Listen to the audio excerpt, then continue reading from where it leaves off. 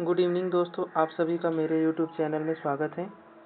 आज का ये हमारा क्लास नंबर 31 है, जिसमें हम पढ़ने वाले हैं व्यक्तिगत विभिन्नता पर आधारित शिक्षण विधियों के बारे में। इससे पहले के क्लास में हमने व्यक्तिगत विभिन्नता के बारे में जाना है। अगर आपने व्यक्तिगत विभिन्नता नहीं देखा होगा तो सबसे पहले उसको देख लें, उसके बाद ही उसकी शिक्षण पद्धतियों को देखें। चलिए, तो सबसे पहली जो शिक्षण पद्धति है वो है मॉन्टेसरी पद्धति। देखिए, यहाँ से एग्जाम में आपको 1 नंबर के प्रश्न जरूर देखने को मिलते हैं शिक्षण विधियों से। तो सबसे पहला है हमारा मॉन्टेसरी पद्धति। देखिए, मॉन्टेसरी जी ने इस पद्धति की शुरुआत की हुई है। मॉन्टेसरी जी जो है वह कहाँ की रहने वाली है, तो इटली के रहने वाली है।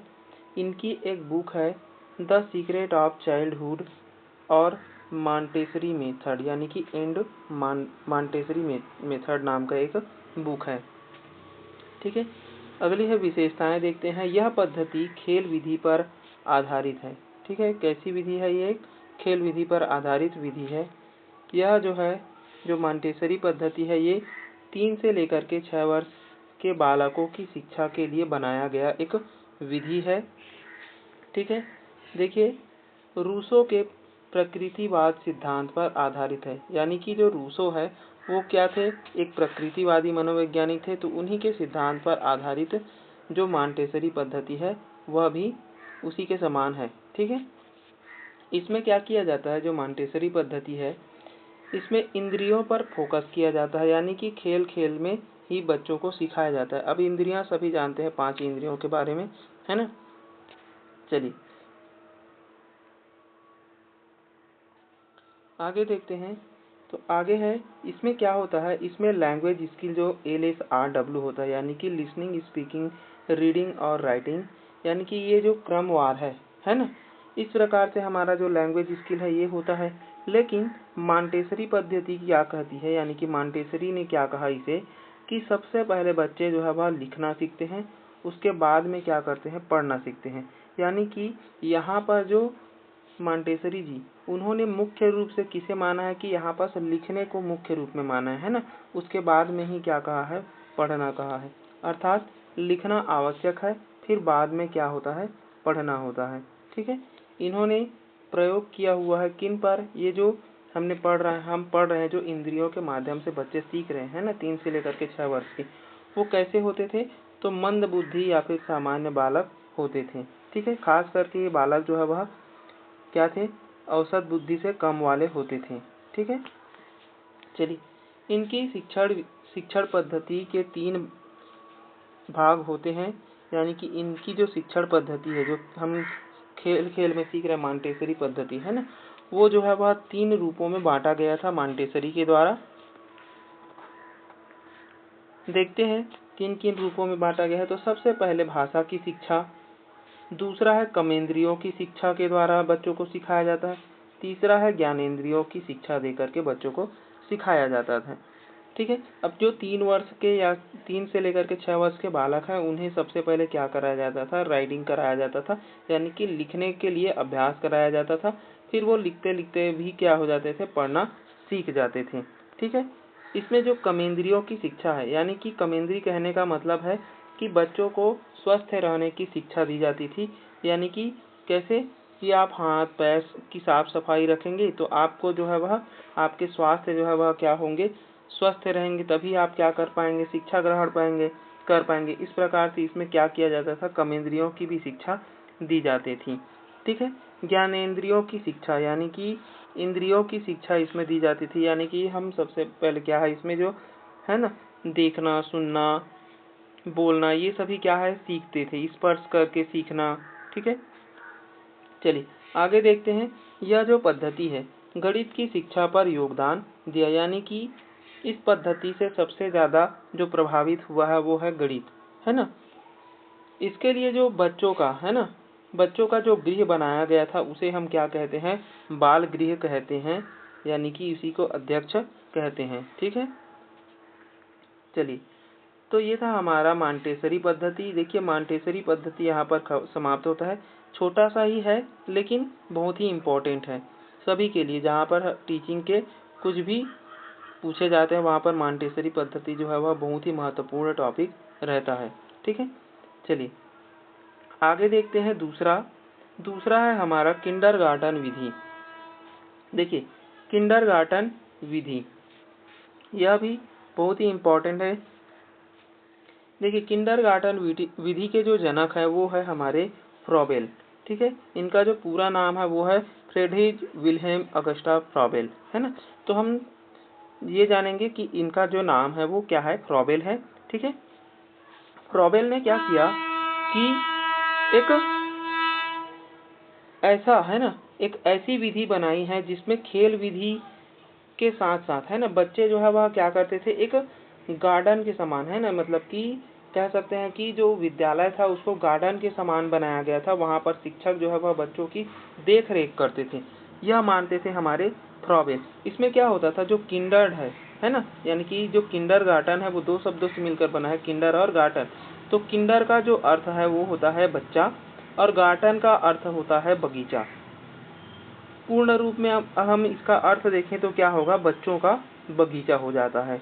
ठीक है, देखिए ये जो फ्रॉबेल है वो कहाँ के रहने वाले हैं, तो जर्मनी के रहने वाले हैं, ये बात याद रखेंगे। ठीक है, देखिए फ्रॉबेल किंडरगार्टन और खेल विधि के समर्थक थे। ठीक है, तो खेल विधि के समर्थक और किंडरगार्टन ये पूछा जाए तो किसका नाम लेंगे हम लोग, फ्रॉबेल को लेंगे। ठीक है, चलिए आगे देखते हैं। देखिए किंडरगार्टन का जो अर्थ है, यानी कि पूर्ण रूप में जो किंडरगार्टन है उसका अर्थ होता है बालोद्यान, या फिर इसी को हम बच्चों का बगीचा कहते हैं। ठीक है, अब ये जो विधि है वो कितने वर्ष के बालकों के लिए बनाई गई थी, तो 4 से लेकर के 8 वर्ष के बच्चों के लिए बनाया गया था। ठीक है, इसका अन्य नाम क्या है, तो इसका अन्य नाम है बालवाड़ी प्रणाली, या इसी को हम खेल विधि के नाम से भी जानते हैं। ठीक है, तो खेल विधि का जनक अगर पूछेगा तो हम किसको लेंगे, किंडरगार्टन को लेंगे, न कि हम लोग आगे पढ़े मॉन्टेसरी उसको नहीं लेंगे, है ना। तो खेल विधि के जनक कहे जाते हैं। ठीक है, देखिए इसमें बच्चों को खेल विधि, रचना, गीत, अभिनय के द्वारा सिखाया जाता है। अब बच्चों को कैसे सिखा रहे हैं, यहाँ पर खेल विधि के माध्यम से। कैसे कैसे खेल करा रहे हैं, तो रचना करा रहे हैं, गीत गायन करा रहे हैं, है ना, किसी भी पात्र के हम उसका अभिनय करा रहे हैं। तो इस प्रकार से बच्चों में क्या हो रहा है, पात्र का अनुसरण करके, यानी कि अनुकरण करके क्या हो रहा है, बच्चे जो है वह अभिनय के द्वारा सीख रहे हैं, है ना। देखिए किंडरगार्टन को 2 भागों में बांटा गया है। एक तो लोअर किंडरगार्टन जिसे हम एलकेजी कहते हैं, दूसरा है अपर किंडरगार्टन जिसे हम यूकेजी के नाम से जानते हैं। ठीक है, चलिए आगे देखिए जो फ्रॉबेल की प्रमुख रचनाएं हैं वो क्या क्या है। तो देखिए फ्रॉबेल की जो प्रमुख रचनाएं हैं, यानी कि जो उनकी बुक है वो क्या क्या है, तो द एजुकेशन ऑफ मैन। ठीक है, द एजुकेशन ऑफ मैन किसकी बुक है, तो फ्रॉबेल की। Pedagogies of kindergarten, education of development और mother play and nursery song. ठीक है, ये जो 4 प्रमुख बुक है वो किसकी है, फ्रॉबेल की है। ठीक है, ये भी किसी न किसी एग्जाम में पूछा जाता है। ठीक है, खास करके ये जो है वह सेट में ज़्यादातर पूछा जाता है। ठीक है, और टीचर भर्ती में अभी तक तो पूछा नहीं गया है, लेकिन सेट में पूछा गया, तो आप लोग ज़्यादातर पढ़े रहेंगे, है ना, कि 4 इन्होंने बुक लिखा हुआ। सबसे पहले द एजुकेशन ऑफ मैन है, पेडागोजीज ऑफ किंडरगार्टन है, एजुकेशन ऑफ डेवलपमेंट है और mother play and nursery song है। ठीक है, ये 4 बुक याद रखेंगे। देखिए चलिए आगे देखते हैं। अब हम लोग फ्रॉबेल का कथन, यानी कि फ्रॉबेल ने एक स्टेटमेंट भी दिया था। यह स्टेटमेंट क्या है कि विद्यालय एक बगीचे के समान है तथा शिक्षक एक माली और छात्र पौधे के समान है। यानी कि इन्होंने कहा कि विद्यालय जो है, विद्यालय को किसकी संज्ञा इन्होंने दी है, बगीचे की, यानी कि विद्यालय को बना दिया बगीचा, और बगीचे का देख रेख करने वाले को क्या कहा इन्होंने, शिक्षक कहा, है ना। यानी कि शिक्षक क्या हो गया, वहाँ पर माली हो गया, है ना। अब जो भी छात्र वहाँ पढ़ते थे उनको नाम दे दिया पौधे का, यानी कि बच्चे क्या है, वहाँ के पूर्ण पौधे हैं, है ना। तो इस प्रकार से क्या होता है कि पौधों की देखभाल करने के लिए माली की जरूरत होती है ना, और पौधे जहाँ हैं वो उसको हम क्या कहते हैं, बगीचे कहते हैं। ठीक है, बगीचा कहते हैं। तो विद्यालय एक बगीचे के समान है तथा शिक्षक एक माली है और छात्र क्या है, पौधे के समान है। इस पर यह जो कथन है वो किसने दिया हुआ है, फ्रॉबेल ने दिया हुआ है। ठीक है, चलिए फ्रॉबेल की शिक्षण विधियां क्या क्या है, यानी कि इनकी जो शिक्षण विधियां वो क्या क्या है देखते हैं। तो स्वक्रिया विधि, देखिए स्वक्रिया विधि से ही पता चल रहा है ना, सेल्फ एक्टिविटी मेथड, यानी कि यहाँ पर स्वयं हम क्रिया के द्वारा सीखते हैं, यानी कि बच्चे क्या करते हैं, स्वयं अपनी जो भी कार्य है उसको करता है और कर करके क्या होता है यहाँ पर सीखता है, यानी कि यहाँ पर हम कह सकते हैं करके सीखना, है ना। दूसरा है स्व अधिगम विधि, सेल्फ लर्निंग मेथड, यहाँ पर भी वही है ना, यहाँ पर क्रिया के माध्यम से यहाँ पर अधिगम कर रहा है, यानी कि स्वयं अधिगम करके सीख रहा है।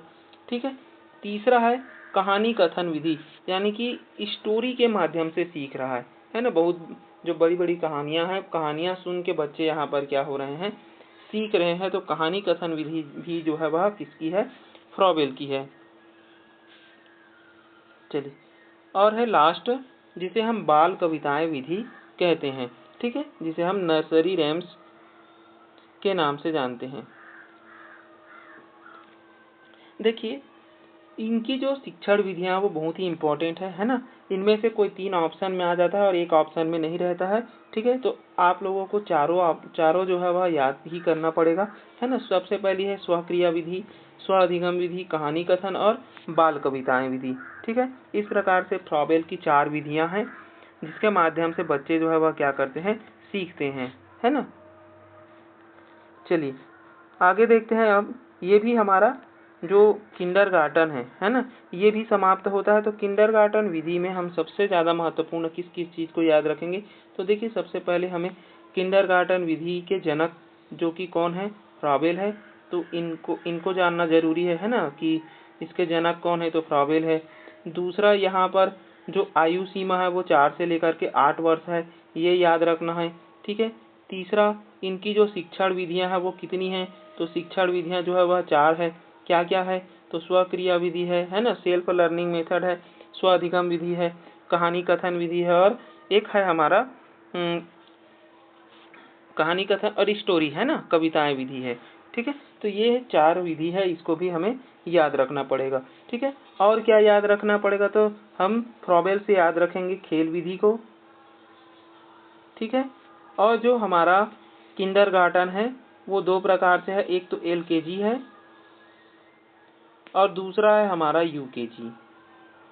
ठीक है, और तीसरा और एक और चीज याद रखेंगे यहाँ पर स्टेटमेंट्स के बारे में। स्टेटमेंट इन्होंने कहा था कि जो विद्यालय है वो बगीचे के समान है ना, और शिक्षक जो है वह क्या है, माली के समान, और छात्र जो है वह किसके समान है, तो पौधे के समान है। तो ये वाला जो परिभाषा है ये भी फ्रॉबेल का है, इसको भी हम लोग याद रख के ही चलेंगे। ठीक है, यहाँ से यहीं से प्रश्न जो है वह बन जाते हैं, छप जाते हैं।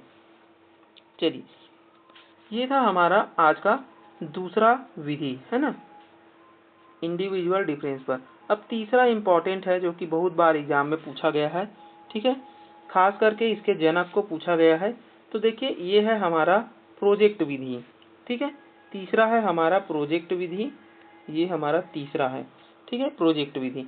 देखिए प्रोजेक्ट विधि के जो प्रतिपादक हैं वो है हमारे किलपैट्रिक, और किलपैट्रिक कहाँ के निवासी हैं, तो अमेरिका के निवासी हैं। ठीक है, प्रोजेक्ट विधि है ना, प्रयोजना विधि भी कहते हैं इसी को। ठीक है, तो जो प्रोजेक्ट विधि है इसके प्रतिपादक कौन है, तो किलपैट्रिक याद रखेंगे। प्रो से प्रोजेक्ट, प्रो से प्रोजेक्ट और पै से पैट्रिक। ठीक है, प्रोजेक्ट पैट्रिक ऐसे करके याद रख सकते हैं आप लोग। अब देखिए इनके बारे में कुछ जानते हैं। तो जॉन डीवी के प्रयोजनवाद पर ये आधारित है, यानी कि जो प्रोजेक्ट विधि है ना, वो जॉन डीवी के प्रयोजनवाद विधि पर आधारित है। ठीक है, इसमें क्या होता है, इसमें बच्चे जो है वह कर के सीखने पर आधारित होते हैं, यानी कि बच्चा यहाँ पर सबसे, देखिए प्रोजेक्ट कार्य क्या है, यहाँ पर बच्चे स्वयं करते हैं, है ना, और स्वयं जहाँ करेंगे वहीं पर क्या हो जाता है, हमारा लर्निंग बाय डूइंग हो जाता है, यानी कि कर के सीखना आ जाता है। और लर्निंग बाय डूइंग कौन दिया है, तो जॉन डीवी दिया हुआ है ना। देखिए अगला क्या है, तो समूह का प्रत्येक सदस्य अपनी क्षमता एवं रुचि से कार्य करता है, यानी कि यहाँ पर क्या किया जाता है कि बहुत सारे बच्चे हैं, उनको अलग अलग समूहों में क्या किया दिया जाता है, बांट दिया जाता है, और प्रोजेक्ट कार्य को दे दिया जाता है। तो बच्चे क्या करते हैं, समूह में अपनी अपनी क्षमताओं के अनुसार या अपनी अपनी रुचि के अनुसार विषय सामग्री पर क्या करते हैं, कार्य करते हैं और कर करके क्या करते हैं, वो सीखते हैं। ठीक है, आगे देखते हैं। इसमें बच्चा स्वयं की समस्या को ढूंढता है और स्वयं समस्या का समाधान करता है। यानी कि यहाँ पर हम क्या दे रहे हैं, केवल बुक को दे देते हैं, वहां से हमें प्रोजेक्ट के लिए बच्चे क्या करते हैं, स्वयं अपनी समस्या को ढूंढता है क्या कि मुझे कौन कौन सी समस्याएं हल करनी है और उन समस्याओं के हल को भी वो स्वयं ढूंढने का प्रयास करते हैं। ठीक है, चलिए आगे देखिए। अब देखिए इस विधि के जो अन्य नाम हैं, जो प्रोजेक्ट विधि है उसके अन्य क्या क्या नाम हैं, इसको हम प्रयोजन विधि के नाम से भी जानते हैं, नवीन विधि के नाम से जानते हैं। नवीन विधि क्यों कहते हैं इसको, क्योंकि यहाँ पर बच्चे जो है वह क्या करते हैं, समस्या को स्वयं ढूंढते हैं, उसका हल निकालते हैं, यानी कि कोई एक नई विधि का जन्म मतलब कि जन्म देते हैं, है ना, मतलब कि यहाँ पर नए कार्य को जन्म देते हैं बच्चे, इसलिए इसे क्या कहते हैं हम लोग, नवीन विधि भी कहते हैं। ठीक है, योजना विधि, यहाँ पर बच्चे क्या है, स्वयं एक योजना बनाते हैं और उस योजना पर क्या करते हैं, कार्य करते हैं। ठीक है, अब देखिए जो प्रोजेक्ट विधि है उसके सोपान देख लेते हैं, यानी कि स्टेप्स देखते हैं। तो प्रोजेक्ट विधि जो है वह कितने स्टेप्स में खत्म हो जाता है, तो याद रखेंगे ये जो है वह 7 स्टेप्स में खत्म हो जाता है। ठीक है, यानी कि इसको बनाने के लिए 7 स्टेप की आवश्यकता होती है। एग्जाम में पूछा गया है और बार बार पूछा गया है ना। तो 7 स्टेप क्या क्या है, तो सबसे पहले परिस्थिति उत्पन्न करना, यानी कि यहाँ पर गुरुजी आएंगे और एक परिस्थिति बनाएंगे क्लासरूम में कि आप लोगों को कुछ ऐसे टॉपिक्स पे प्रयोजन बनाना है जिसके आधार पर, मतलब कि ऐसे टॉपिक्स को चुनिए जिससे आप प्रैक्टिकल कर सके, है ना। तो बच्चे यहाँ पर क्या करते हैं, सबसे पहली मतलब कि टीचर जो है वह परिस्थिति को बनाता है, यानी कि परिस्थिति उत्पन्न कर देता है। फिर बच्चे यहाँ पर क्या करते हैं, उस योजना का चयन करते हैं जिसको उसे करना है। ठीक है, फिर उस योजना का क्या बनाते हैं, एक उद्देश्य बनाते हैं, उसी उद्देश्य के रूप में वो लोग कार्य करेंगे। यानी कि सबसे पहले क्या किया, परिस्थिति बनाया, परिस्थिति बनाने के बाद में उससे में से एक योजना का चयन कर लिया, है ना, योजना बना लिया, योजना का चयन कर लिया, योजना के एक उद्देश्य हो गए, यानी कि इसी उद्देश्य से हम हल करेंगे और अपने लक्ष्य तक पहुंचेंगे। यानी कि तीसरे स्टेप्स में क्या हो गया, योजना बनाया, फिर उस योजना पर क्या करने लगे, कार्य करने लगे, यानी कि योजना का कार्यक्रम बनाना, यानी कि योजना को कार्य करना शुरू कर दिया। फिर योजना को क्या कर लिया, कार्य करते करते पूर्ण कर लिया। पूर्ण करने के बाद में बच्चे जो है वह स्वयं उसका क्या करते हैं, मूल्यांकन करते हैं। फिर मूल्यांकन या स्वयं करते हैं या फिर टीचर से करवाते हैं, है ना। तो मूल्यांकन करवा लिया, मूल्यांकन करवाने के बाद में वो क्या करते हैं, अपने प्रोजेक्ट फाइल में लिखते हैं। ठीक है, तो यहाँ पर क्या हो रहा है, सबसे पहले एक परिस्थिति बनाई गई, परिस्थिति में से मान लो ये योजना है, इस योजना को मैंने चुन लिया, इस योजना के मैंने क्या कर लिया, एक उद्देश्य बना लिया कि इस योजना को इस तरीके से हल करूंगा तो मैं अपने लक्ष्य तक पहुंच जाऊंगा, है ना। फिर योजना पर मैंने कार्य करना शुरू कर दिया, फिर कार्य को धीरे धीरे करते करते मैं पूर्ण रूप में पहुंच गया, यानी कि योजना को क्या कर लिया, पूर्ण कर लिया। पूर्ण करने के बाद में मैंने टीचर से उसका क्या करवा लिया, मूल्यांकन करवा लिया। मूल्यांकन करवाने के बाद में अब वो मेरे लिखने के काम आ गए। अब मैं क्या करूंगा, उसको प्रोजेक्ट फाइल जो भी दिया है या लिया हूँ उसमें मैं क्या करूंगा, लिख लूंगा। तो प्रोजेक्ट फाइल में लिखना मेरा 7वां स्टेप हो गया। ठीक है, चलिए, तो ये था हमारा प्रोजेक्ट मेथड। ठीक है, इसका जनक कौन है, तो किलपैट्रिक है, ये याद रखेंगे। किलपैट्रिक कहाँ के निवासी हैं, तो अमेरिका के निवासी हैं। ठीक है, प्रोजेक्ट के स्टेप्स कितने हैं, तो 7 स्टेप्स में पूर्ण होते हैं। ठीक है, यह किस विधि पर आधारित है, तो जॉन डीवी के प्रयोजनवाद के विधि पर आधारित है। ठीक है, चलिए अब देखिए किलपैट्रिक ने एक परिभाषा दी हुई है, इस परिभाषा को देखते हैं। किलपैट्रिक की परिभाषा क्या है, प्रोजेक्ट उद्देश्य पूरक कार्य है जिसे सामाजिक एवं स्वाभाविक स्थितियों में पूरा किया जाता है। यानी कि जो प्रोजेक्ट है वो क्या होता है, एक उद्देश्य पूरक कार्य होता है, यानी कि उद्देश्य के साथ ही हम इसको कर सकते हैं, है ना।